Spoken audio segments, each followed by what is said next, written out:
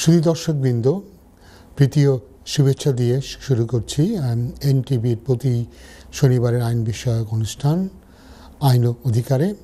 পরবর্তী 90 মিনিট আমি আবু রেজা আপনাদের সাথে থাকব। এই অনুষ্ঠানে আমরা ব্রিটেনের বিভিন্ন আইন, বিশেষ করে immigration, asylum, human rights, family, এ সমস্ত বিষয়ে আমরা কথা বলি। এবং এই অনুষ্ঠানে আপনারাও ইচ্ছা করলে আমার সাথে যোগ দিতে পারেন। টেলিভিশনের পর্দায় যে নাম্বারটা দেখছেন, এই নাম্বারে ফোন করে সরাসরি আমার সাথে কথা বলতে পারেন। আইনের বিষয়ে আপনাদের যদি কোনো কিছু জিজ্ঞাসা থাকে তো আপনারা আমাকে জিজ্ঞাসা করতে পারেন এবং আমি যথাসাধ্য চেষ্টা করব আপনাদের প্রশ্নের উত্তর দিতে। তবে একটা কথা মনে রাখবেন, আমরা যে উত্তরগুলো দিই এটা একটা লাইন হিসেবে আপনারা নেবেন। এটা পরে ভিত্তি করে কোনো সিদ্ধান্ত নেবেন না। এর কারণ হচ্ছে যে আমরা 1-2 মিনিটে কতটাই বা আপনাদের বিষয়টা বুঝতে পেরেছি। আপনার সামনাসামনি আপনার সাথে দেখা করে আপনার সাথে সামনাসামনি বসে কথা বলার সুযোগ আমাদের নেই, বা আমরা আপনাদের কোনো কাগজপত্র দেখারও সুযোগ পাচ্ছি না। এর জন্য এটাকে একটা প্রাথমিক ধারণা হিসাবে আপনারা নেবেন। তো এখন দেখা যাচ্ছে আমাদের ব্রিটেনে গরম পড়া শুরু হয়েছে। আজকে তো ভালোই গরম, মাঝে অবশ্য দেখা গিয়েছে ওই গরমের মধ্যেও রাতে বেশ ঠান্ডা, আর কয়েকদিন তো বেশ বৃষ্টি চললো। তো গরমের ব্যাপারে সতর্ক থাকবেন, যেটা তারা গাইডেন্সে বলে যে বাইরে গেলে সবসময় সাথে একটা পানির বোতল রাখবেন। হঠাৎ করে যাতে পানি শরীর থেকে যদি শুকিয়ে যায়, যাতে যেটাকে আমরা বলি ডিহাইড্রেশনে যাতে সম্মুখীন না হন, সাথে একটা পানির বোতল অবশ্যই রাখবেন। তো যাই আমরা মূল অনুষ্ঠানে ফিরে যাই। আপনারা অনেকেই বোধহয় অবগত হয়েছেন যে এই মুহূর্তে ব্রিটেনের সবচেয়ে গরম খবর হচ্ছে 4 জুলাই নির্বাচন। এবং নির্বাচনে কি হবে না হবে এটা নিয়ে নানা জল্পনা কল্পনা আমরা দেখেছি। আমাদের ইমিগ্রেশন কমিউনিটির অনেকেই মনে করেন যে কনজারভেটিভ দল যদি ইলেকশনে তারা হারে, পরাজিত হয়, তবে আর যদি শ্রমিক দল জেতে তবে ইমিগ্রেশন সহজ হয়ে যাবে। অনেকেই মনে করেন তখন নাকি সবাইকে থাকতে দেওয়া হবে, এই ধরনের একটা চিন্তাভাবনা। কারণ এর পিছনে কারণ আছে যে টনি ব্লেয়ার যখন ক্ষমতায় ছিলেন ওই 10 বছরে বহু ইমিগ্রেন্টকে থাকার অনুমতি দেওয়া হয়েছিল, বিভিন্ন ধরনের কনসেশন, বিশেষ করে লিগাসি স্কিমে আমরা জানি প্রায় 1,40,000-এরও বেশি মানুষ, যার মধ্যে অনেকেই ছিলেন বাংলাদেশি, যারা এই বেনিফিটটা পেয়েছিলেন।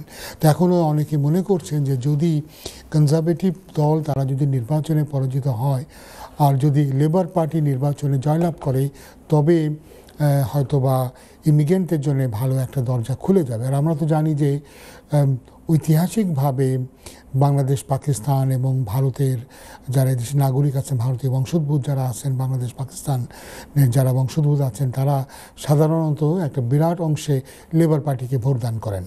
তো এখন আমরা প্রথমে দেখি যে 4 জুলাই কেন ঋষি সুনাক এই নির্বাচনটা ডাকলেন। কারণ তার তো হিসেব অনুযায়ী আরও কয়েক মাস পরে তিনি কিন্তু ডাকতে পারতেন। এবং এইটাতে উনি এত তাড়াতাড়ি ইলেকশনটা ডাকবেন, এরা অনেকেই কিন্তু সারপ্রাইজ, অনেকে বিস্মিত হয়েছেন। তো এখানে যারা অভিমত দিচ্ছেন তারা বলছেন যে বেশ কয়েকটা কারণে উনি হয়তো মনে করেছেন যে এখন নির্বাচনটা দিলেই তার জন্য সবচেয়ে ভালো সময় হবে কনজারভেটিভেরকে আবার পুনর্নির্বাচিত হওয়ার। আমরা সবাই জানি যে বিভিন্ন সার্ভেতে দেখা যাচ্ছে যে শ্রমিক দল অনেক পার্সেন্টেজে এগিয়ে আছে।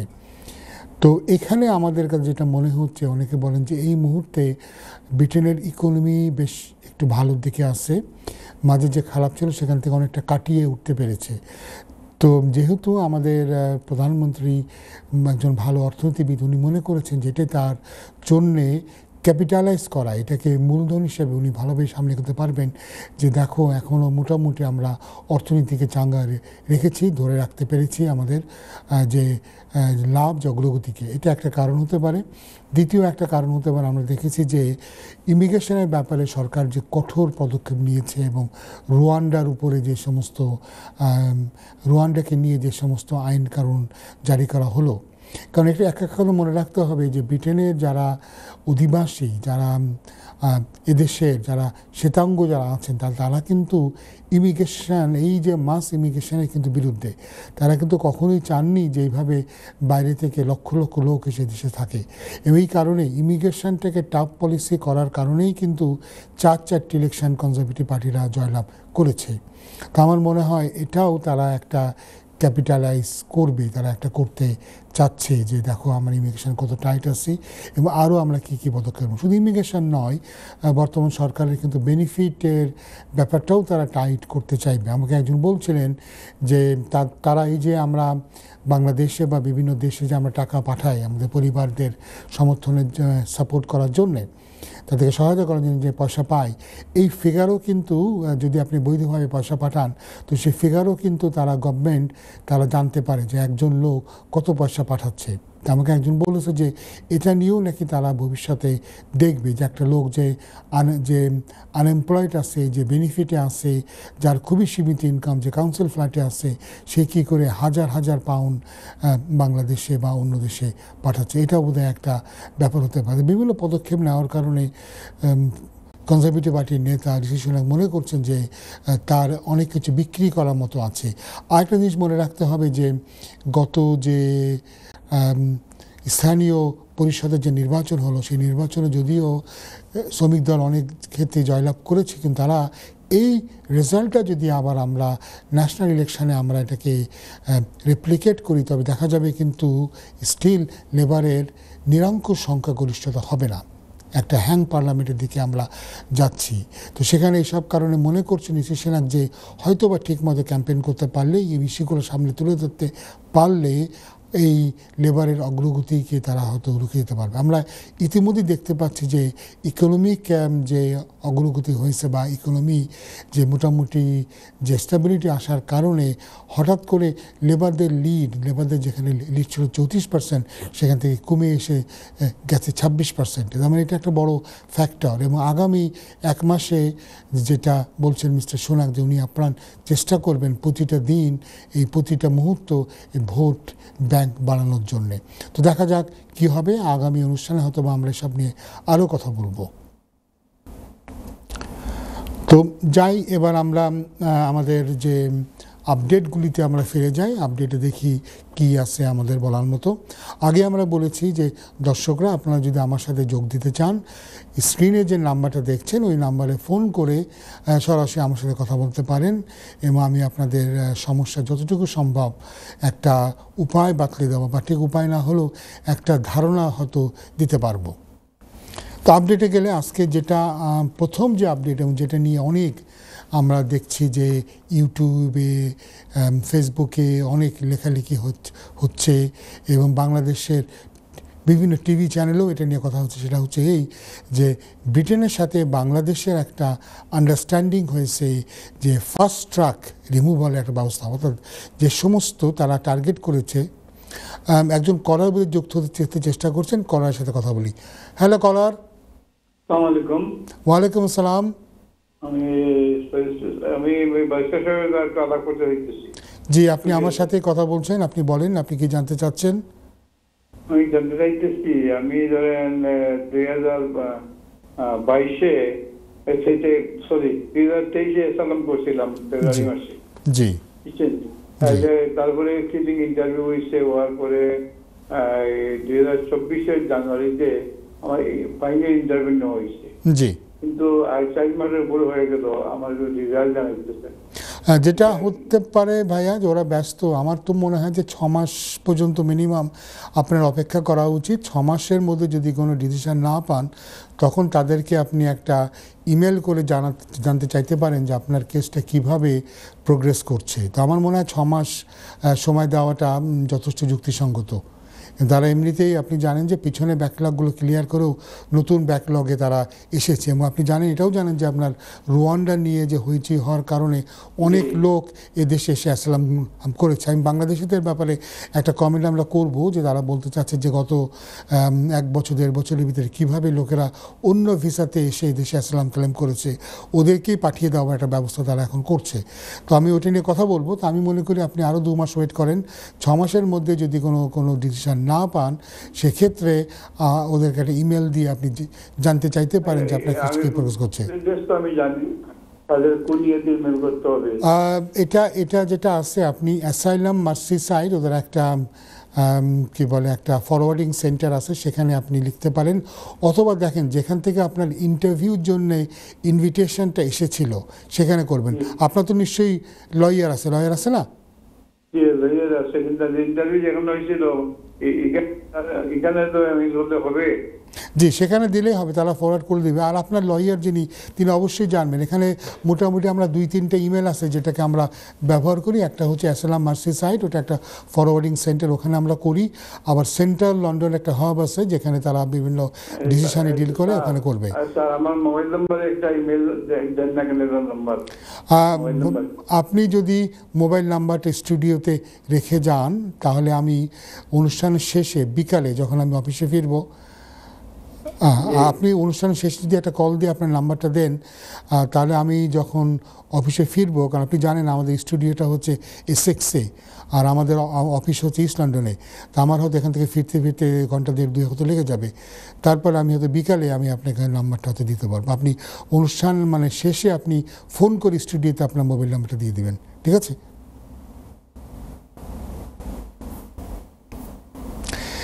তো আশা করি উনি আমাদের ওনার প্রশ্নের উত্তর আমরা দিতে পেরেছি। তো যেটা নিয়ে কথা বলছিলাম যে বাংলাদেশের সাথে, বাংলাদেশ সরকারের সাথে ব্রিটিশ সরকারের একটা আন্ডারস্ট্যান্ডিং, একটা সমঝোতা হয়েছে যে কী হবে, যে খুব দ্রুত Bangladeshi asylum seeker, failed asylum সেকারদেরকে তারা ফেরত নিয়ে যাবে। এখানে টেলিগ্রাফের একটা নিউজে তারা বলছে যে প্রায় 11,000-এর মতো বাংলাদেশি যারা এই দেশে এসেছিলেন মূলত ওয়ার্ক পারমিটে বা স্টুডেন্ট হিসাবে কিংবা ডিপেন্ডেন্ট হিসাবে, তারপরে যে কোনো কারণে তারা মূল অ্যাপ্লিকেশানে কন্টিনিউ না করে তারা অ্যাসালাম চেয়েছিলেন, এদেরকে তারা বলছে যে এদের 5%-এর মতো অ্যাসালাম গ্রান্ট হয়েছে, বাকি 95%কে রিফিউজ করা হয়েছে। এদেরকে কি করে তাড়াতাড়ি বাংলাদেশে ফেরত নেওয়া যাবে এ ব্যাপারে তারা একটা ঐক্যমতে পৌঁছেছে। এবং আমাদের ছবিও আছে, আমরা দেখতে পাচ্ছি যে বাংলাদেশ হাইকমিশনার সম্মানিয়া মুনা তাসমিনের ছবি আমরা সেখানে দেখতে পাচ্ছি। ব্রিটিশ কর্মকর্তার সাথে তাদের যে বৈঠক হচ্ছে সেটা ছবি আমরা দেখতে পাচ্ছি। তো এইখানে যে জিনিসটা মনে রাখতে হবে, আমরা দেখেছি যে ইতিপূর্বে আলবেনিয়ার সাথে এই ধরনের একটা চুক্তি স্বাক্ষর হয়েছিল এবং এরপরে সরকারের ভাষ্য অনুযায়ী আলবেনিয়া থেকে আসার সংখ্যা কমে গেছে 90%।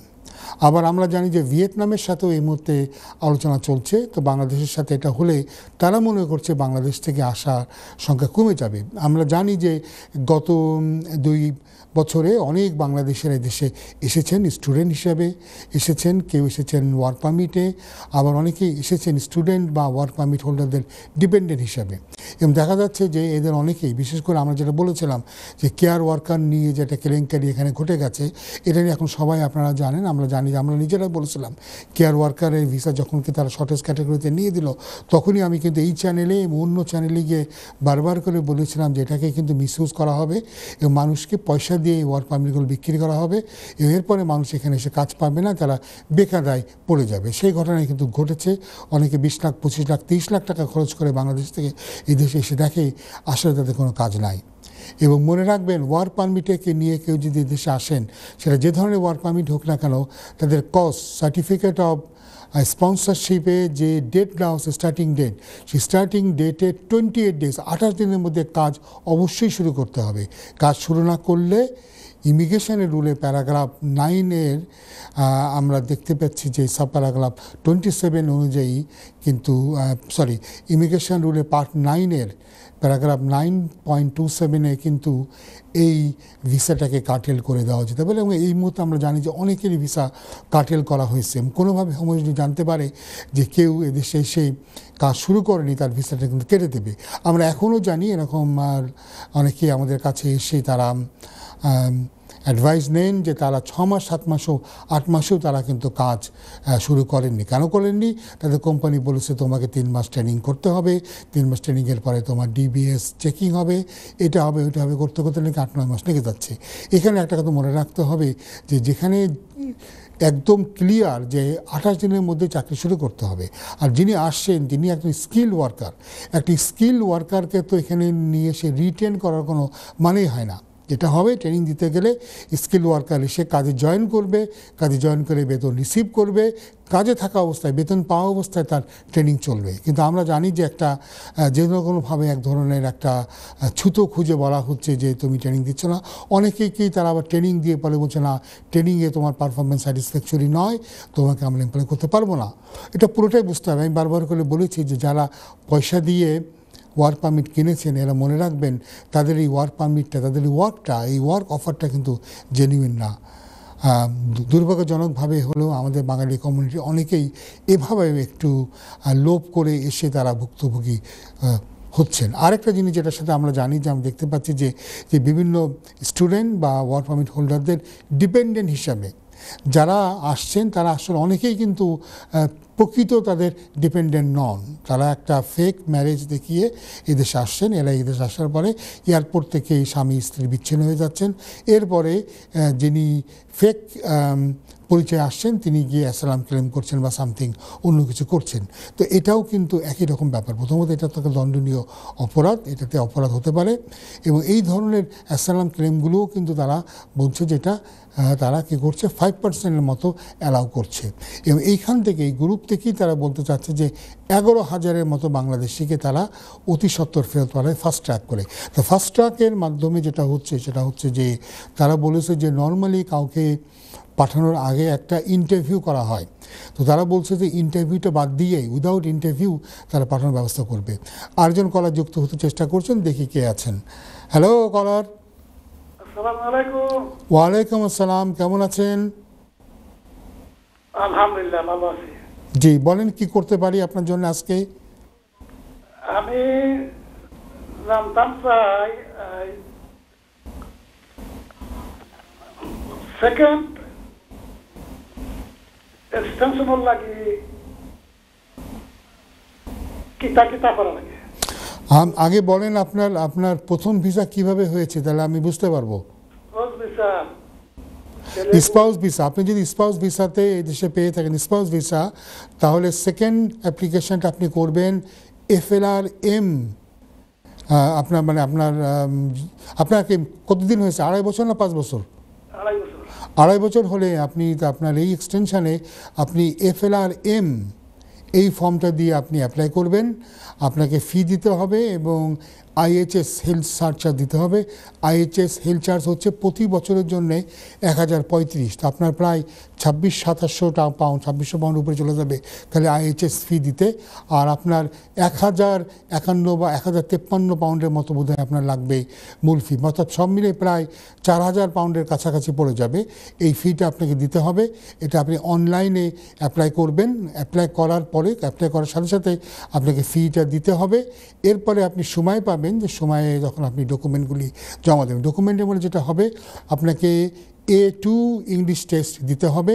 আপনি আপনার স্ত্রী যে 2 বছর আছেন এটা প্রমাণ করতে হবে। আমাদের একটা ব্রেকের সময় হয়েছে, আপনি যদি আবার লাইনে থাকেন তো আমরা ব্রেকের পরে ফিরে এসে আমরা বলে দিব।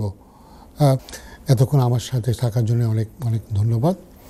তো বিরতির আগে আমরা একজন কলারের কল নিয়ে আলাপ করছিলাম। উনি জানতে চাচ্ছিলেন যে উনি ম্যারেজ ভিসাতে এদেশে আছেন স্পাউস হিসাবে। এখন ওনার ফার্স্ট এক্সটেনশনের সময় এসেছে, 2.5 বছর উনি অলরেডি অতিবাহিত করেছেন। এখন ওনার কী কী লাগবে তা আমরা ওনাকে বলেছিলাম কোন ফর্মে উনি অ্যাপ্লাই করবেন, কত টাকা ফি লাগবে এটা বলা হয়েছে, অনলাইনে উনি করবেন। রিকোয়ারমেন্টের ক্ষেত্রে আমরা বলেছিলাম যে ওনাকে A2 ইংলিশ টেস্টটা পাস করতে হবে। ওনাদের অবশ্যই ইনকাম দেখাতে হবে। উনি যেহেতু আগে এসেছেন, এখন যেহেতু আমরা জানি যে ইনকামের থ্রেশহোল্ড হচ্ছে 29,000, ওনার ক্ষেত্রে কিন্তু 29,000টা প্রযোজ্য হবে না। ওনাকে 18,600ই উনি দেখাতে পারবেন। অ্যাকোমোডেশন দেখাবেন, সম্পর্কটা যা জেনুইন সাবসিস্টিং এটা দেখাতে হবে। একসাথে যে 2 বছর আসছেন এটার প্রমাণ দেখাতে হবে। অর্থাৎ ওনাদের নামে, দুজনের নামে কিংবা আলাদা আলাদাভাবে একই অ্যাড্রেসে ওনাদের চিঠি আসছে। একজন কলার মধ্যে যুক্ত হচ্ছেন, দেখি কে আসেন কলার। হ্যালো কলার। আসসালামু আলাইকুম। ওয়ালাইকুম আসসালাম। কেমন আছেন ভাইয়া? আলহামদুলিল্লাহ, আপনি ভালো? হ্যাঁ আমি ভালো আছি। একটা প্রশ্ন হচ্ছে ভাইয়া, করেন ভাইয়া। আমরা লিভ টু রিমেইনে আছি। আমার আর আমার বাচ্চার ফিওভারের জন্য ফাইন্ডিং আছে, 5-5 মাস হয়েছে, এখনো ডিসিশন আসে নাই। আর আমার ওয়াইফের আরো 1 বছর পরে এক্সটেনশন হবে। জি আমার প্রশ্ন হচ্ছে যে ই ভিসা, আমার ওয়াইফের তো বায়োমেট্রিক কার্ডের ডেট আছে আরো 1 বছর, তো ওইটা কিভাবে করতে হবে?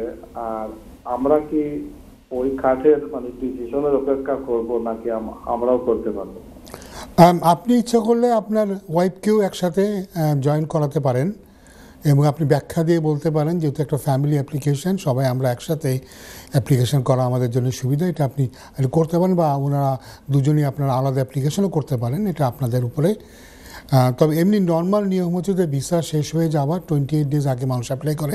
তো আপনার যদি রিজন থাকে অ্যাপ্লাই করা, যেটা আপনি বললেন ফ্যামিলি সবার ভিসা একসাথে হলে একই লাইনে হলে সুবিধা, তো আপনি অ্যাপ্লাই করে ব্যাখ্যা করে বলতে পারেন এই কারণে আমরা অ্যাপ্লাই করছি। আর আপনি আরেকটা কি বললেন ভাইয়া, যেটা আমি ঠিক শুনতে পাইনি? না, আমার মেইন প্রশ্ন হচ্ছে ই ভিসা, ওই যে কার্ড থাকবে না তো 20 ওই বছরের এন্ডে দিয়ে। জি তো আমার ওয়াইফের তো অলরেডি ভিসা আছে 1 বছরের আরো, আর আমরা তো পেন্ডিং আছে, এক্সটেনশনের পেন্ডিং আছে। জি তাহলে আমরা কি ই ভিসা, যেটা অনলাইনের যে ভিসা, ওইটা কি অপেক্ষা করতে হবে? আমি ঠিক আপনি বুঝতে পারছেন না ই ভিসা মানে আপনি আসলে কি বলতে চাচ্ছেন? আমি ওইটা বলতে চাচ্ছি যে ওই বছরের ডিসেম্বরের পরে তো বায়োমেট্রিক কার্ড থাকবে না। জি থাকবে না। হ্যাঁ, তাহলে বায়োমেট্রিক কার্ড থাকবে না, এখন ই ভিসা যে কি একটা বাড়াইছে অনলাইনে। যেটা হবে ভাইয়া, যেটা হবে ওরা আপনাদেরকে ইমেল করে জানাবে, এবং এটা আমরা জানি না, নভেম্বরের আগে মনে হয় আমাদের কোনো আইডিয়া হবে না এটা কিভাবে হবে। যেটুকু আমরা জানি যে তারা বলেছে যে প্রত্যেক অ্যাপ্লিকেন্টকে তারা কন্ট্যাক্ট করবে। এখন যে অ্যাপ্লিকেন্টকে কন্ট্যাক্ট করবে, আমার ধারণা, আমাদের যেটা ধারণা, আমরা গেস করছি যে ইমেল অ্যাড্রেস আপনি লাস্ট অ্যাপ্লিকেশনে দিয়েছিলেন সেই ইমেল অ্যাপ্লিকেশনে তারা হয়তো সেই ইমেল অ্যাড্রেসেই তারা হয়তো কন্ট্যাক্ট করে আপনাদেরকে দেখাবে যে কোথায় গেলে, কোন লিঙ্কে গেলে বা কীভাবে গেলে আপনারা ওই যে নাম্বারটা আছে, যে ডিজিটাল নাম্বার যেটা হবে সেটা আপনারা পাবেন। কিন্তু এই মুহূর্তে হোম অফিস থেকে কোনো আপডেট নাই এরা কীভাবে করবে, এবং আমাদের একটা আশঙ্কা আছে যে এটা যেহেতু লক্ষ লক্ষ মানুষ, তারা একটা বড় একটা মেসের মধ্যে আবার ফেলে দেবে। তো ফলে এটা না হওয়া পর্যন্ত আসলে ঠিক বলার উপায় না যে কিভাবে তারা এটা করবে। তবে এটা ঠিক যেটা তারা বলেছে যে আগামী বছর থেকে কারোরই আর বিআরপি কার্ড থাকবে না। কিভাবে তারা করবে, কিভাবে প্রত্যেকে কন্ট্যাক্ট করবে, এবং অবশ্যই দেখা যাবে অনেকের তো হয়তো মিসও হয়ে যাবে, যে ইমেল অ্যাড্রেস ইউজ করা হয়েছিল সেই ইমেল অ্যাড্রেস হয়তো এখনও ভ্যালিড নাই। তো আমি জানি না তারা কীভাবে করবে, তারা কি সবাইকেই ইমেল অ্যাড্রেসগুলো দিতে বলবে, কিংবা কোনো অ্যাপস তারা বলবে কিনা ডাউনলোড করতে, ঠিক যেভাবে আপনারা জানেন যে ব্রেক্সিটের আগে হঠাৎ করে যে লক্ষ লক্ষ লোক অ্যাপ্লাই করলো, এটার জন্য একটা অ্যাপস ডাউনলোড করে করার একটা সহজ পদ্ধতি তারা দিয়েছিল। তারা এরকম কোনো কিছু দেবে কিনা আমরা এখনও জানি না। আমার ধারণা অক্টোবর নভেম্বরের আগে আমরা এটা জানতেও পারবো না। সরকার এই মুহূর্তে অনেকগুলো ব্যস্ত আছে, এবং আপনি জানেন এই মধ্যে একটা ইলেকশন হচ্ছে, এবং ইলেকশনের 4 জুলাইয়ের পরে কোন সরকার আসবে সেটার পরেও কিন্তু ইমিগ্রেশন পলিসি অনেকটা ডিপেন্ড করবে, এবং সেটা নিয়ে আমরা আরেকটু পরে আমার টেলিভিশনে কিন্তু আমরা আলোচনা করব, যেটার গভর্নমেন্ট চেঞ্জ হলে কি হতে পারে সেটা নিয়ে আমরা কিন্তু কথা বলবো। এমনও হতে পারে যে গভর্নমেন্ট চেঞ্জ হলে দরকার নাই না। জি, তাহলে তো ওয়ারি করার দরকার নেই ভাই, আপনি একা নন, অন্তত আপনার মতো কত লক্ষ লোক আছে এটা আমাদের কোনো ধারণাই নাই কত লক্ষ লোক আছে, বুঝতে পেরেছেন? এবং অনেকেরই হয়তো এমন অবস্থা আছে, অনেকেরই হয়তো এবছর ডিসেম্বরেই ভিসা শেষ হবে। জি, তো আর ফিরোবার যে কেসটা আমার আছে এখনো ভিসা হয় নাই, 4-5 মাস হয়ে গেছে। জি, এখন ফি ওয়েবার অনেক সময় নিচ্ছে, যেমন আমাদেরও এর মধ্যে একজনের দ্বারা আরও ডকুমেন্ট চাইলো, তা প্রায় 6-7 মাস পরে। তো ফলে এটা সম্ভব, এটা দেরিটা হতে পারে। দেখি এখন কে আসছেন আবার। হ্যালো কলার। হ্যালো কলার। আসসালামু আলাইকুম। ওয়ালাইকুম আসসালাম, কেমন আছেন? ভাই স্টুডিও থেকে ফোনটা। আপনি স্টুডিওতে কথা বলছেন আমার সাথে।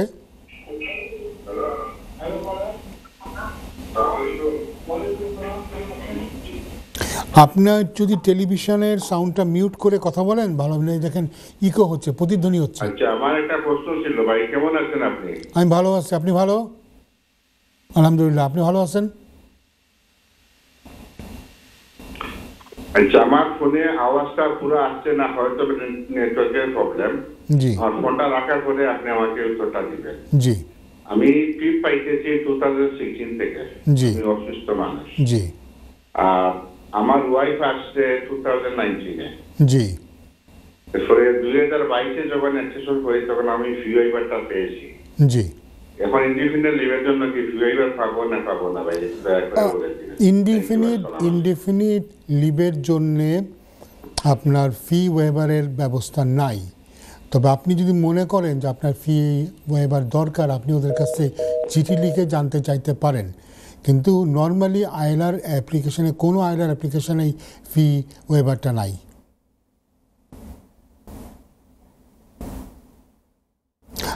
আমি যেটা বললাম যে কোনো আইএলআর অ্যাপ্লিকেশনেই ফি ওয়েভার নাই। তো যেটা হইতে পারে, আপনি যদি আপনার কারণটা ব্যাখ্যা করে, আপনার কারণ ব্যাখ্যা করে হোম অফিসে লিখতে পারেন, তো অনেক ক্ষেত্রে তারা হয়তো আপনাকে এক্সাম করতে পারে। কিন্তু এমনি নিয়ম অনুযায়ী সেটেলমেন্ট অ্যাপ্লিকেশনে ফি ওয়েভার নাই, কোনো সেটেলমেন্ট অ্যাপ্লিকেশনে ফি ওয়েভার নাই। আচ্ছা, আবার আমরা চলে যাচ্ছি আপডেটে আমরা যেটা বলছিলাম যে ইউকে এর সাথে বাংলাদেশের সরকারের যে একটা আন্ডারস্ট্যান্ডিং হয়েছে, যাতে 11,000-এর মতো বাংলাদেশিকে তারা দ্রুত ফেরত পাঠাবে। দ্রুত ফেরত পাঠানোর জন্য একটা এক্সাম্পল তারা দিয়েছে যে কাউকে ফেরত পাঠাতে গেলে যে তারা এক্সিট ইন্টারভিউ করে, সেই ইন্টারভিউ তারা করবে না যদি তাদের কাছে ডকুমেন্ট থেকে থাকে। এবং আমরা যতদূর জানি এই 11,000-এর মধ্যে আছে তারা যারা মূলত এখানে স্টুডেন্ট হিসেবে এসে, ভিজিটার হিসেবে এসে বা ওয়ার্ক পারমিট এসে যারা পরবর্তীকালে অ্যাসালামে ক্লেম করেছেন, এই ধরনের লোকেরাই এদের মধ্যে আছে। অন্য কোনো গ্রুপে কথা তারা এইভাবে বলেনি। বা আমরা অলরেডি জানি যে ইললিগাল এন্ট্রান্টদের কী হবে, বাট এই গ্রুপটা তাই। আমাদের তো অবশ্যই আমরা জানি যে বাঙালি অ্যাসালাম সিকারদের একটা বিরাট গ্রুপই কিন্তু এদেশে হয়তো লিগালি আসেন, ভিজিটর হিসেবে আসেন, স্টুডেন্ট হিসেবে আসেন, ওয়ার্ক পারমিটে আসেন। তো এই গ্রুপটাকে তারা টার্গেট করেছে। এখন আমরা জানি যে 4 জুলাই এদেশে নির্বাচন হবে। নির্বাচনের পরে কি হবে আমরা প্রায় শুনেছি, আমাদের কমিউনিটির অনেকেই যারা অনেক আশাবাদী, এরা সবসময় বলেন যে শ্রমিক দল নাকি ক্ষমতায় আসলে ইমিগ্রেশনের বিরাট পরিবর্তন হবে। এইভাবে আর চিন্তা করার কোনো কারণ নাই। লক্ষ লক্ষ লোকরে থাকতে দেওয়া হবে, লক্ষ লক্ষ লোককে বাংলাদেশ থেকে আনতে দেওয়া হবে বা বিভিন্ন দেশ থেকে আনতে দেওয়া হবে। এটা একটা মানে ইমিগ্রেন্টদের জন্য বিরাট একটা খবর হয়ে দাঁড়াবে। তা আমরা এখনও পর্যন্ত জানি না যে শ্রমিক দল আদৌ কী করবে। যেটুকু আমরা জানতে পেরেছি শ্রমিক নেতা কেয়ার স্টামারের একটা বক্তব্য থেকে, সেটা হচ্ছে এই যে উনি রুয়ান্ডা যে পরিকল্পনা, এটাকে উনি বাদ দিয়ে দেবেন। তার মানে উনি কাউকে রুয়ান্ডাতে পাঠাবেন না। আর উনি যেটা বলতে চাচ্ছেন যে খুব এফিশিয়েন্ট ওয়েতে, খুব লিগাল ওয়েতে মানুষের অ্যাসালাম ক্লেমগুলিকে প্রসেস করে দ্রুত এখান থেকে পাঠিয়ে দেওয়া হবে। অর্থাৎ ওনার বক্তব্য হচ্ছে যে উনি বহুত লোক উনি এনগেজ করবেন। ফলে এই যে বছরের পর বছর মানুষ অ্যাসালাম ক্লেম করে পড়ে থাকে, এটা হবে না। মানুষ ক্লেম করবে, দ্রুত ক্লেমের নিষ্পত্তি হবে, তারপরে অ্যাপিল হবে, সেটাও খুব দ্রুত হয়ে যাবে।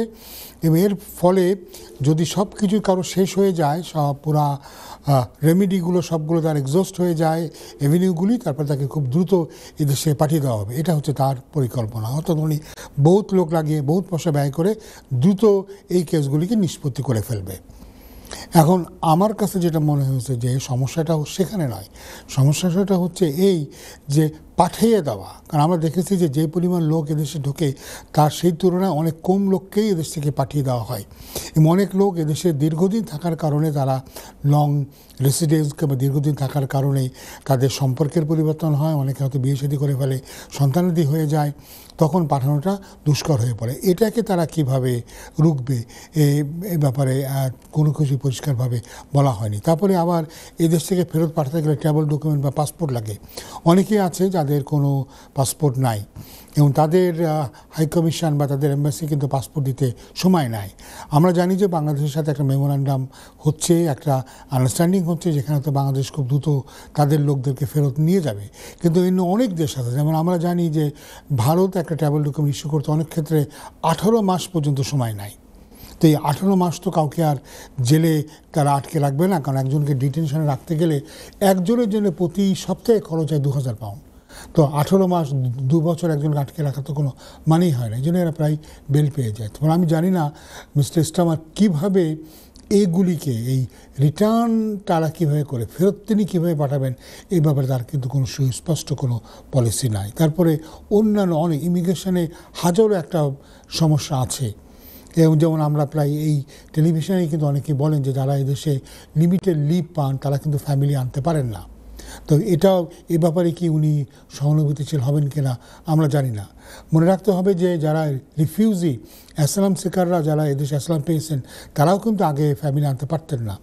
2012 সালে 9ই জুলাই যে আইনে পরিবর্তন হলো, সেই পরিবর্তনের পরে এখন কিন্তু যারা রিফিউজি তারাও কিন্তু ফ্যামিলি আনতে পারেন, এবং এটাও কিন্তু করেছে এই কনজারভেটিভ সরকার। তো আমরা জানি না ভবিষ্যতে কি হবে, কতটা টাফ হবে, কিন্তু এইটুকু অন্তত সুখবর দিতে পারি যে লেবার বলেছে যে তারা যদি ক্ষমতায় যায় তবে রুয়ান্ডা কর্মসূচি তারা বাতিল করে দেবে।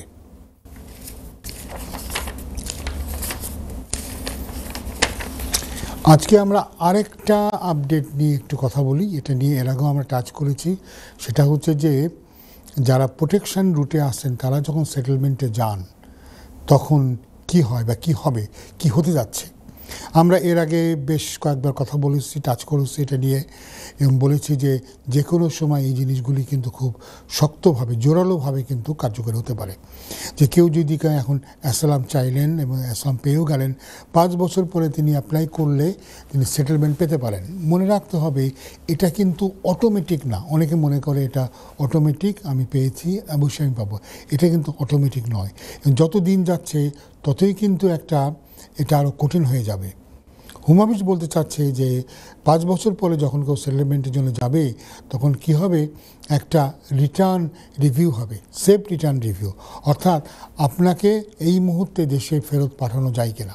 আমরা যখন অনেক সময় আমাদের ক্লায়েন্টরা আসে আমরা বলি আপনাকে দেখাতে হবে যে কারণে আগে আপনি অ্যাসাইলাম পেয়েছেন সেই কারণটা এখনও বলবৎ আছে, অর্থাৎ আজকের দিনেও যদি আপনি অ্যাসাইলাম চাইতেন তবে আপনি অ্যাসাইলাম পেতেন, সেরকম গ্রাউন্ড আপনার ছিল। কিন্তু আমরা জানি, আমাদের নিজেদেরই অভিজ্ঞতা আছে যে অনেকেই ওই অ্যাসাইলাম পাওয়ার পরে তারা যে ধরনের কারণে তারা আগে অ্যাসাইলাম পেয়েছে সেই কারণ থেকে তারা অনেক দূরে আপনার চলে যায়। যেমন ধরুন হয়তো একজনের আগে অনেক রাজনৈতিক কর্মকাণ্ড ছিল, প্রতি শনিবারই তিনি আলতাফ আলী পার্কে গিয়ে মিছিল মিটিংয়ে শরিক হতেন, এবং অ্যাসাইলাম পাওয়ার পরে দেখা যাচ্ছে 5 বছরে তিনি আর কোনো দিনই কোনো মিছিল মিটিংয়ে যোগদান করেননি, কোনো পার্টির কোনো বৈঠকে যোগদান করেননি। আগে যার হাজার হাজার ফেসবুকে পোস্টিং হতো, দেখা গিয়েছে পাসবুকে তার ফেসবুকে কোনো রকমের পোস্টিং নাই। আবার যেমন দেখা যেতে পারে একজন হয়তো বললেন তিনি গেয়ে, তিনি মেয়ে মানুষদেরকে ঘৃণা করেন, মেয়ে মানুষ দেখলে তার ভালো লাগে না, তিনি পুরুষ ছাড়া কারোরই সঙ্গ পছন্দ করেন না, এবং তিনি কোনো দিন কোনো মহিলার সাথে তার কোনো যৌন সম্পর্ক হয়নি, এবং উনি কিন্তু এই গ্রাউন্ডে উনি ভিসা পেয়ে গেলেন। ভিসা পাওয়ার পরে দেখা যাচ্ছে উনি কিন্তু ঠিকই একটা হেতেরোসেক্সুয়াল সম্পর্কে জড়িত হচ্ছেন, কাউকে বিয়ে করছেন ইসলামিকভাবে, অন্য কোনোভাবে বিয়ে করে তার দেখা যায় সন্তানও কিন্তু হয়ে যাচ্ছে। তো এক্ষেত্রে যদি তার সার্কামস্টান্স নিয়ে হোম অফিস প্রশ্ন করে বা জানতে পারে সেক্ষেত্রে কি হবে, সেক্ষেত্রে যেটা হতে পারে আমরা জানি যে তার খালি যে ভিসাটা কাটেল হবে, রিফিউজ হবে তা নয়, তারা কিন্তু প্রতারণার জন্য তারা 10 বছরের জন্য ব্যান হতে পারে, কিংবা তারা জেল দণ্ডও পেতে পারে। আমরা জানি যে এইভাবে এই ধরনের কেস করে বাঙালিরা যে জেল কাটছে এরকমও কিন্তু নজির আছে, এবং এটা পত্রিকায় ছাপাও হয়েছে। তো 5 বছর পরে যখন আপনি অ্যাপ্লাই করবেন, আপনি সেট পি ফর্মটা অ্যাপ্লাই করবেন, এই ফর্মটা অ্যাপ্লাই করতে কোনো ফি লাগে না।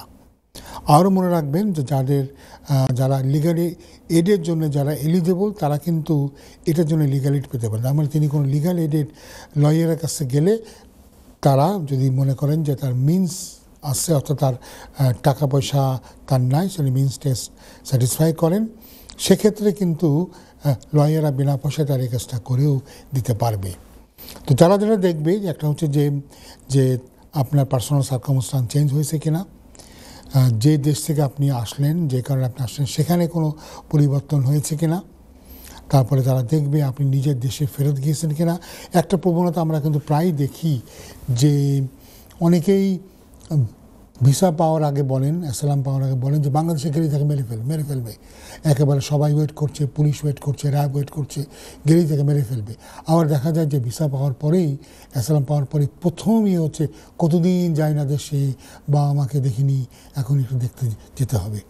মনে রাখতে হবে একটা অ্যাসাইলাম সিকার যদি আবার তার নিজের কান্ট্রি থেকে প্রোটেকশন নিয়ে নেয়, সেক্ষেত্রে কিন্তু তার অ্যাসাইলাম স্ট্যাটাস তিনি লুজ করতে পারে। এমনকি নিজের অ্যাম্বাসি থেকে পাসপোর্টের জন্য দরখাস্ত করলেও কিন্তু মনে করতে পারে যে সে তারা প্রোটেকশন তারা লুজ করতে পারে। আমরা একটা ব্রেকে যাওয়ার সময় হয়েছে, ব্রেকের পরে ফিরে এসে বাকি বিষয় নিয়ে কথা বলবো। তো যে আপডেট আমরা দিচ্ছিলাম, যে বলছিলাম যে কেউ যদি প্রোটেকশন রুটে থেকে সেটেলমেন্ট অ্যাপ্লাই করে তবে তার জন্য কী কী কনসিডারেশন আছে। অবশ্যই তার পার্সোনাল সার্কামস্টান্সে তারা দেখতে চাইতে পারে, এবং তারা দেখতে চাইতে পারে তার দেশের বর্তমান অবস্থা পরিবর্তন হয়েছে কিনা। আমরা প্রায়ই একটা জিনিস শুনি, আমি যে একটু আগে গে ক্লেমেন্টের ব্যাপারে বলছিলাম, কারণ ধরুন আমরা প্রচুর কোয়েরি আমরা পাই। কেউ বলছিলেন যে আমার মাইন্ড চেঞ্জ হয়ে গেছে, আগে এখন গিয়েছিলাম এখন মাইন্ড চেঞ্জ হয়ে গেছে। গে জিনিসটা তারা বুঝতেই পারেনি, কারণ গেটা এই হোমোসেক্সুয়ালিটি এমন না যে কারোর মাইন্ড চেঞ্জ হয়ে যাবে, মাইন্ড আগে থাকে এরকম থাকবে এখন আরেক রকম হবে, এরকম কিন্তু নয়। এখানে মাইন্ড চেঞ্জিংয়ের কোনো ব্যাপার নয়। তো ফলে তারা মনে করতে পারে এরকম কোনো ঘটনা হলে যে নিশ্চয়ই আগের ক্লেমটা জেনুইন ছিল না। আমরা এখানেও দেখতে পাচ্ছি যে তারা এই রিটার্ন রিভিউ করার সময় তারা একজন ইমিগ্রেশনের অফিসারের কাছ থেকেও তারা রিপোর্ট আনবে, এবং আগে কিভাবে কি ভিত্তিতে তারা পেয়েছিল, কি এভিডেন্স সাবমিট হয়েছিল সেটা তারা দেখবে, এবং এখনও তারা ওই এভিডেন্স তারা খুঁজতে পারে। এই জন্যে সবচেয়ে ভালো উপায় হচ্ছে যখন আপনি সাবমিশনটা দেবেন ঠিক মনে করবেন যে এটা ঠিক আগে যেভাবে আপনি অ্যাপ্লাই করেছিলেন তখন যে ধরনের ডকুমেন্ট দেওয়া হয়েছিল এখনও আপডেটেড ডকুমেন্ট। আগে যদি আপনি বলে থাকেন যে আপনি এই পার্টির সাথে জড়িত ছিলেন, এই পার্টির সাথে জড়িত হয়ে এই কাজগুলো করতেন, এখনও দেখাবেন যে পলিটিক্যাল ইনভলভমেন্ট আপনার এখন কীভাবে আছে। আগে যদি আপনি বলেন আপনার বিরুদ্ধে মামলা মোকদ্দমা হয়েছে, এবং এখানে কিন্তু খুবই ইম্পর্টেন্ট, আপনি বলেছিলেন আগে যে আপনার বিরুদ্ধে মামলা চলছে, এই মামলাতে আপনার লম্বা শাস্তি হয়ে যাবে, তাহলে কিন্তু আপডেট করে দেওয়া দরকার ওই মামলাটা কী অবস্থায় আছে, এই মামলাতে আপনার অনুপস্থিতিতেই কি কোনো বিচার হয়ে গেছে কিনা, আপনাকে কোনো শাস্তি দেওয়া হয়ে গেছে কিনা, এ ব্যাপারে কিন্তু আপনি দেখবেন। তো এইগুলি আপনাকে দেখতে হবে, চেকিং করতে হবে, তারপরে আপনি অ্যাপ্লিকেশন করবেন। অবশ্যই যদি মনে করেন তো ভালো কোনো আইনজীবীর পরামর্শ আপনার নেওয়া উচিত। আগে আমরা বলেছি যে যাদের লিগারের আছে যে সমস্ত ফার্মে, সেই সমস্ত ফার্মে তারা কিন্তু আপনাকে এটা বিনা পয়সায় করে দিতে পারবে, আর অ্যাপ্লিকেশনের তো কোনো ফি নাই। তো যাক, আমরা দেখি আর কোনো কলার আমাদের সাথে যুক্ত হবেন কি না।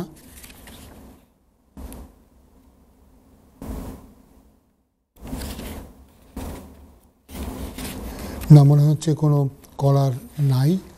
তবে এর আগে আমরা আরেকটা বিষয় নিয়ে আলোচনা করেছিলাম যে অনেকেই জানেন যে 10 ইয়ার লং রেসিডেন্স রুটে কিন্তু পরিবর্তন এসেছে। পরিবর্তনগুলির মধ্যে যেটা উল্লেখযোগ্য সেটা হচ্ছে এই যে আগে যে 14 দিন বা 28 দিনের যে গ্যাপটা ছিল, এটাকে এই টাইমটাকে আমরা দেখতাম যে 39E এবং 2276Bতে এটার একটা ব্যাপার ছিল।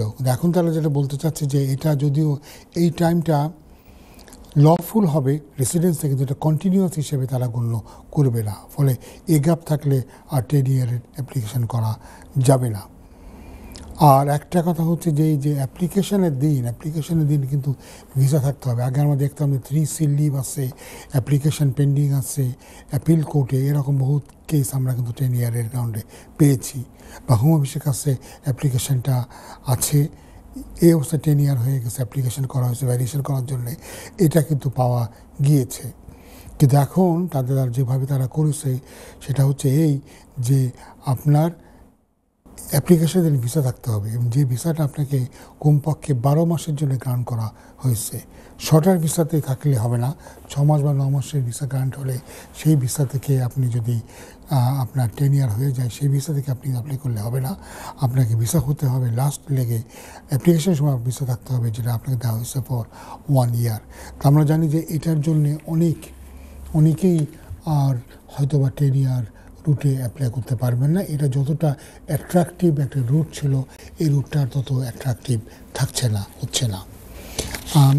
আর আপডেটের মধ্যে আমরা আপনাকে জানিয়েছিলাম যে সিভিল সার্ভেন্টরা তারা রুয়ান্ডা অ্যাক্ট নিয়ে তারা চ্যালেঞ্জ করবে। তা আপাতত আমরা জানি যে যেহেতু সরকার ইলেকশন নিয়ে খুব ব্যস্ত থাকবে। ইলেকশনের মধ্যে কাউকে রুয়ান্ডায় পাঠাবে বলে আমার অন্তত মনে হচ্ছে না। বাট ইলেকশনে যদি এই সরকার টিকে যায় তাহলে তারা কিন্তু অনেক শক্তি নিয়ে তারা আবার রুয়ান্ডা কর্মসূচি নিয়ে সামনে এগোবে। তো ফলে রুয়ান্ডা যেটাই হোক না কেন, রুয়ান্ডা চলে যাচ্ছে না। আর যেটা আমরা বলেছিলাম যে শ্রমিক দল তারা ক্ষমতায় আসলে তারা বলেছে যে রুয়ান্ডার প্রজেক্টকে তারা বাতিল করবে, কিন্তু ওই যে একই প্রবলেমে তারা পড়তে পারে যে যদি তারা দেখা যায় যে লক্ষ লক্ষ লোক দেশে এসে গেল আর তাদেরকে ফেরত পাঠানো যাচ্ছে না, তখন কি হবে? তো আমরা মোটামুটি বেশ কতগুলো ইস্যু নিয়ে কথা বললাম, রুয়ান্ডা ইস্যু নিয়ে কথা বললাম, অ্যাসাইলাম রুট নিয়ে কথা বললাম।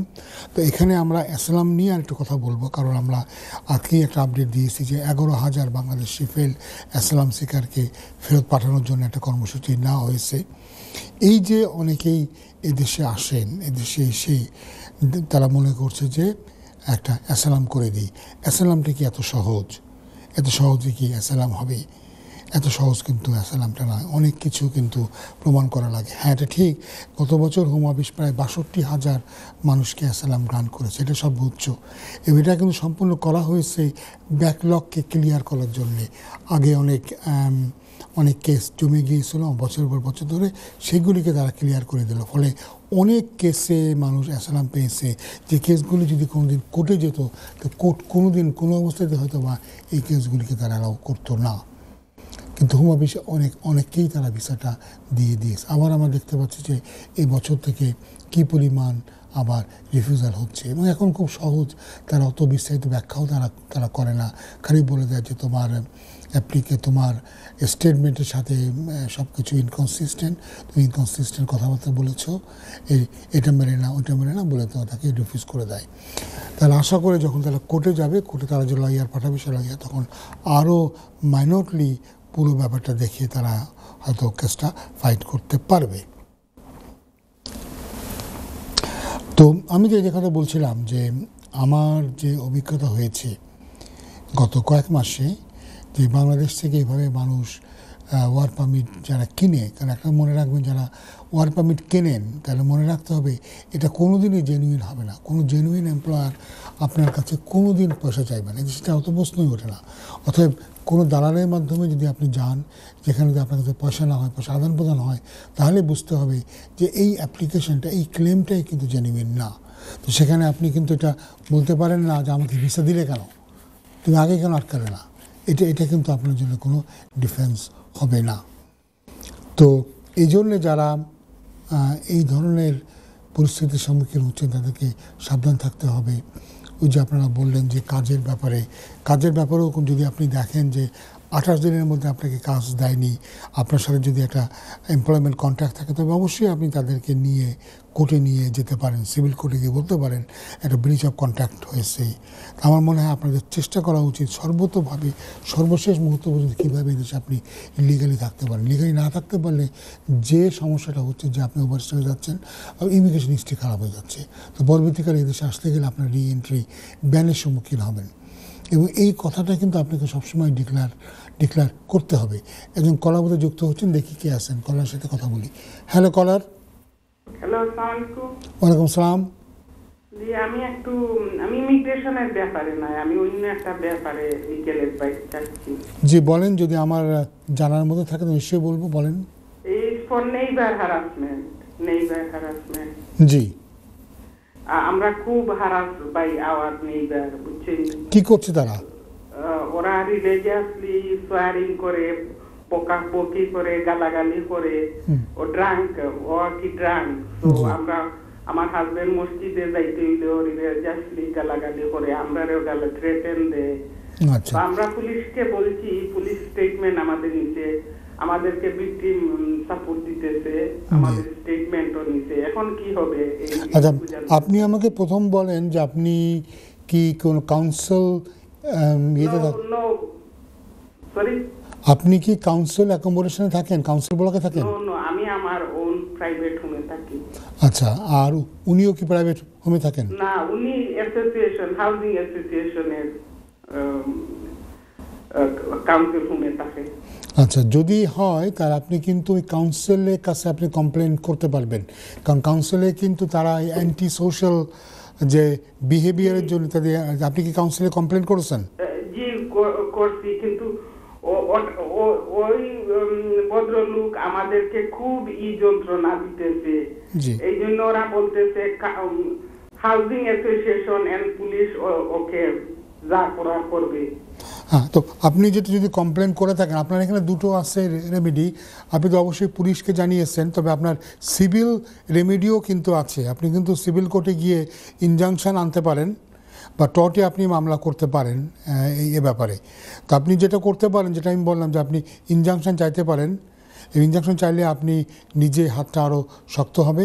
আর পুলিশকে আপনি বলেছেন হ্যারাসমেন্ট অ্যাক্টে, হ্যারাসমেন্ট অ্যাক্ট বলে কিন্তু একটা অ্যাক্ট আছে, সেই হ্যারাসমেন্ট অ্যাক্টে কিন্তু উনি দোষী সাব্যস্ত হতে পারেন। তো যেটা ভালো হবে যে যদি আপনি কাউন্সিলকে দিয়ে ওনাকে ওই জায়গা থেকে রিমুভ করতে পারেন। কাউন্সিল কিন্তু তার ওইটাই চিন্তা করতেছে। বাট আমি আপনাকে একটা জিনিস জিজ্ঞেস করতে চাই, আমার যে স্টেটমেন্ট নিল ওরা কি করবে এখন? ওকে, ওরা তারা তাকে অ্যারেস্ট করতে পারে। অ্যারেস্ট করে, এই যে আগে বললাম আপনাকে যে হ্যারাসমেন্ট অ্যাক্টে মানুষের 6 মাসের জেল হতে পারে, আপনার অর্থদণ্ড হতে পারে। তারা তাকে হ্যারাসমেন্ট অ্যাক্টে তাকে আনতে পারে। আমাদেরকে খুব বেড ওয়ার্ড বলেছে ওরা। আমাদের সিসিটিভি ক্যামেরা ফুটেজ আছে, ওরা নিয়েছে এসব। জি, এটা করতে পারে। পুলিশ তাকে, ওই যে বললাম, তাদের বিরুদ্ধে মামলা করতে পারে, ম্যাজিস্ট্রেটের সামনে তাকে প্রডিউস করতে পারে, তার জেল হতে পারে।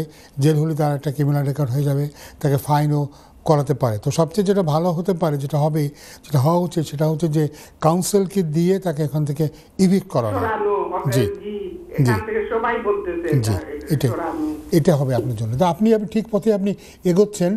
আপনি এটা করেন। আপনি চাইলে দেখেন আপনার যে থাকবেন, দেখে আসে নেইবারহুড কাউন্সিল বা ওদের একটা আসছে, একটা প্রমোশন। কথা বলতেন, গুড। আপনি তো সব কাজে মোটামুটি করে ফেলেছেন, ভেরি গুড। জি, আমি একটু ভয় পাচ্ছি যে পুলিশ তো এখন অ্যারেস্ট করতেছে না, এবার 2 উইকস হয়ে গেছে।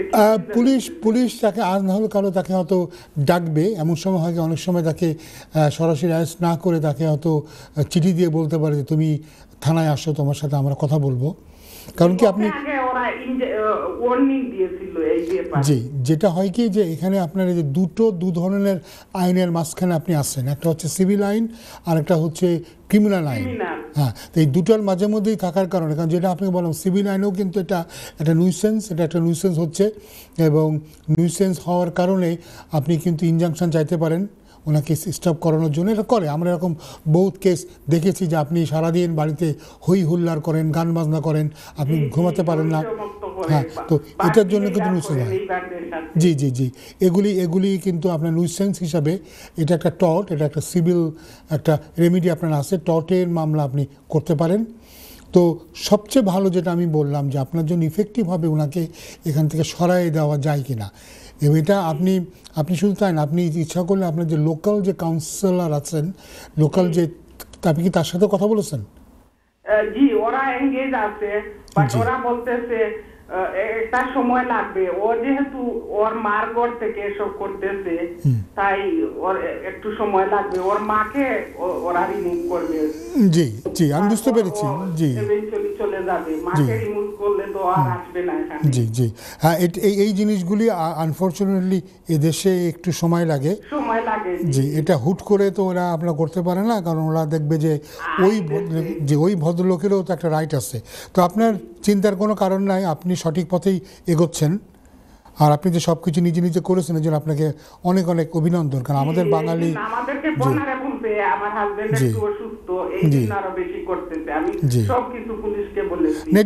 এটা করে। যেমন আমি নিজেও, আমি এদেশে অনেক আগে যখন আমি প্রথম বাসা কেনার পরে, এখন পুরো জায়গাতেই সবাই ছিলেন সাদা বা শ্বেতাঙ্গ, তখন কিন্তু আমাকে প্রথম 3 মাস 6 মাস অনেক তারা অত্যাচার করেছে।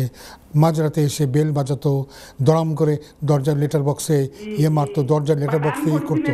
উনি হচ্ছে সাউথ এশিয়ান, আমাদের লোক বাট জি আমাদেরকে জি জি করতেছে। জি না, আমি বলছিলাম যে এরকম জিনিসেও আমিও শিকার হয়েছি, পুলিশকে ডাকতে হয়েছে, পরে তারা কমিউনিটি পুলিশ টুলিশ এনে এবং ওদেরকে দিয়ে কিন্তু পুলিশে থ্রেটনিংও দিয়েছিল, ওদেরকে ডেকে যে তুমি যেরকম করো তোমাদেরকে আমরা অ্যারেস্ট করবো। এরপরে তারা তাদেরকে ওই কতগুলো ফ্যামিলিকেও তারা কিন্তু এখান থেকে মুভ করায় দিয়েছিল। তো যাই হোক আর কি, আমার মনে হয় যে আমি জানি যে এটা খুবই নির্যাতন হয়, কারণ আমি নিজে এটা ইয়ে হচ্ছে জি, এবং খুবই স্ট্রেসফুল। আমার নিজেরও আমার মনে আছে যে আমি তখন কেবল মানে দেশে সেটেল হচ্ছি, একটা সব দিকে একটা অনিশ্চয়তার মধ্যে, তখন একটা খুবই প্রবলেম ছিল, বাট আল্লাহর রহমতে এটা আমরা ওভারকাম করতে পেরেছি। আপনার জন্য আমার দোয়া রইল, বাট আপনি সঠিক পথেই এগোচ্ছেন। Thank you, welcome. Thank you ভাই, ওয়েলকাম, আসসালামু আসসালাম।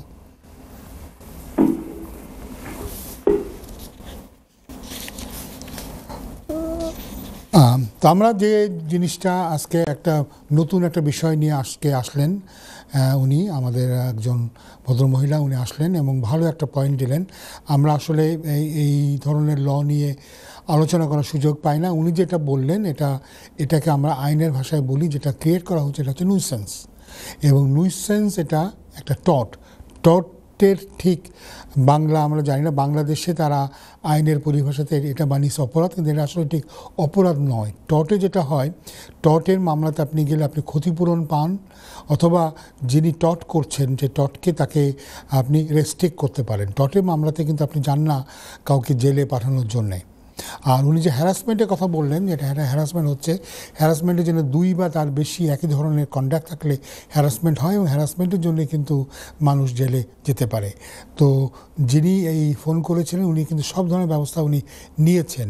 নুইসেন্স যেটা হতে পারে, নানাভাবে নুইসেন্স হতে পারে, যেমন আপনি যদি বাসায় বসে প্রচণ্ড আওয়াজ করেন, কারণ এটা নুইসেন্সটা হয় যখন আপনি আপনার নিজের প্রপার্টিতে নিজের যে একটা প্রপার্টি রাইট আছে সেটাকে এনজয়মেন্টে যখন প্রবলেম হচ্ছে।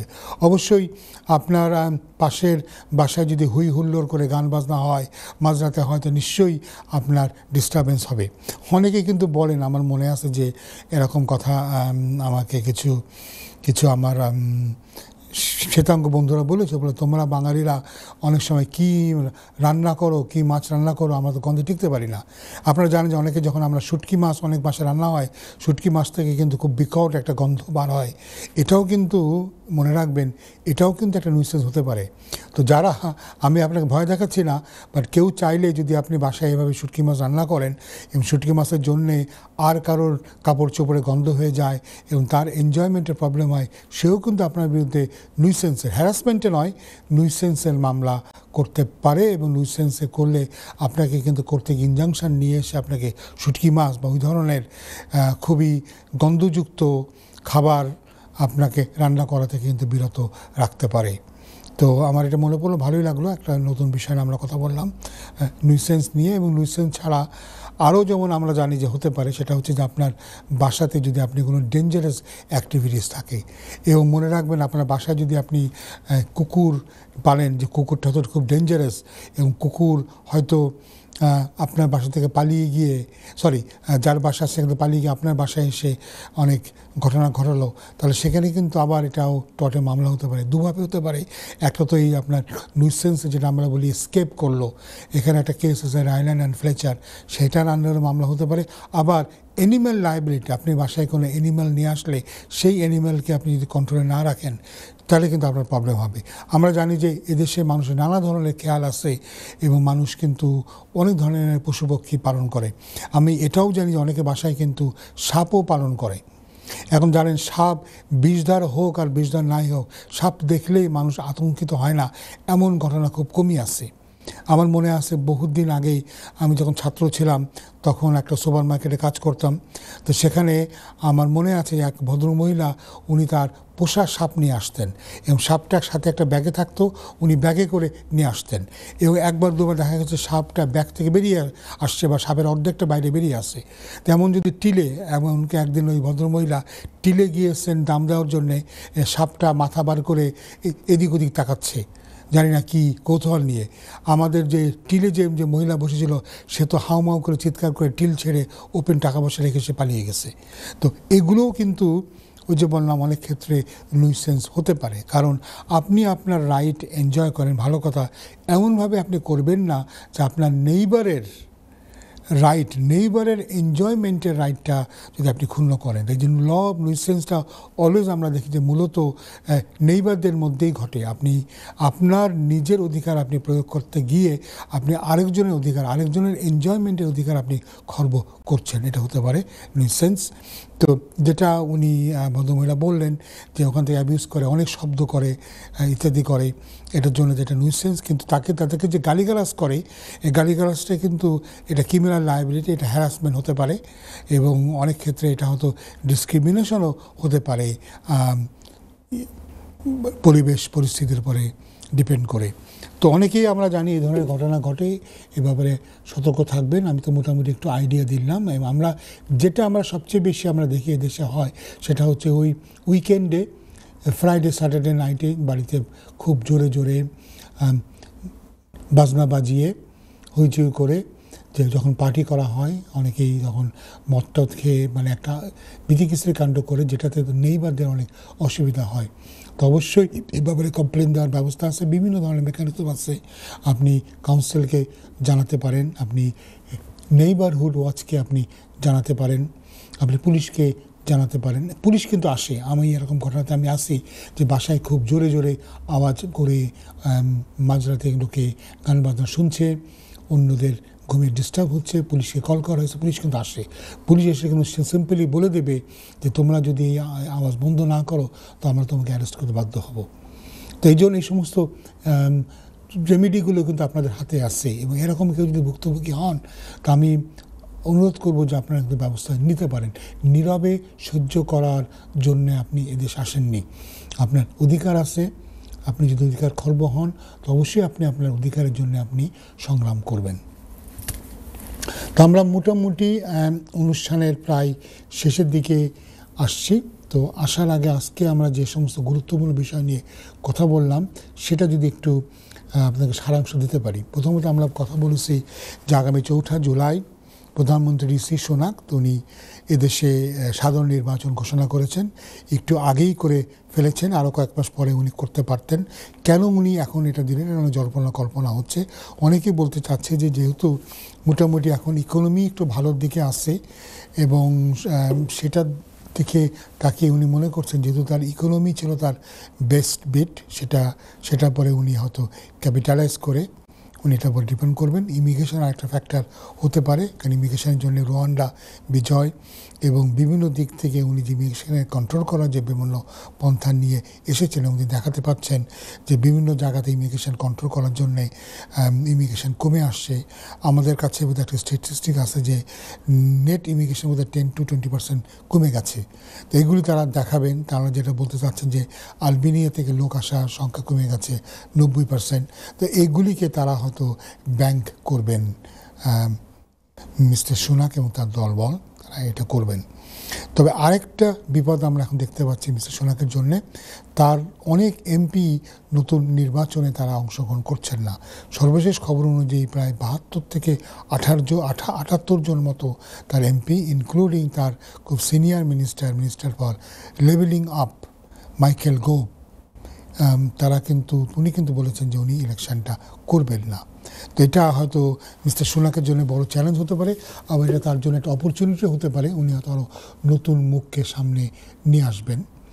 এরপরে আমরা কথা বলেছিলাম যে 11,000-এর মতো বাংলাদেশিকে বাংলাদেশে দ্রুত ফেরত পাঠানোর জন্য বাংলাদেশ সরকারের সাথে ব্রিটিশ সরকার একটা ঐক্যমতে পৌঁছেছেন। এবং এর ফলে দেখা যাবে যে অনেকেই যারা এদেশে এসে যারা অ্যাসাইলাম ক্লেম করেছিলেন, যারা ভিজিটার হিসেবে এসে, স্টুডেন্ট হিসেবে এসে, ওয়ার্ক পারমিটে এসে যারা সেই মূল ভিসাতে না থেকে অ্যাসাইলাম ক্লেম করেছিলেন, এদের অনেকেরই অ্যাসাইলাম নাকচ হয়েছে। একটা স্ট্যাটিস্টিক্স বলছে ডেলি টেলিগ্রাফ অনুযায়ী 5% মতো লোক অ্যাসাইলাম পেয়েছে। এদেরকে ফেরত পাঠানোর একটা পরিকল্পনা নেওয়া হয়েছে।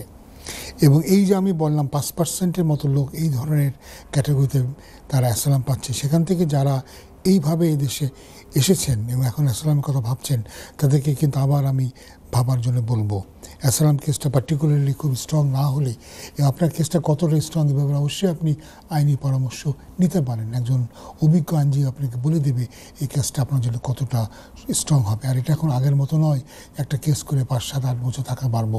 অনেকে আমি বলে যে আমি তো আসছি অ্যাজ এ স্টুডেন্ট, পড়াশোনা করছি না, কিন্তু আমি যদি অ্যাপ্লাই করি আমার তো কাজের রাইট থাকবে, আমি ধুমসে কাজ করে যাবো 2-3 বছর, পরে দেখা যাবে। কিন্তু এটা ওই রকম নাও হতে পারে। আপনি 1-2 মাসের মধ্যে 3 মাসের মধ্যে ইন্টারভিউ পেয়েও যেতে পারেন এবং আপনার অ্যাপ্লিকেশন রিফিউজ হয়ে গেলে কিন্তু সব দিক দিয়ে আপনি বিপদের মধ্যে পড়ে গেলেন।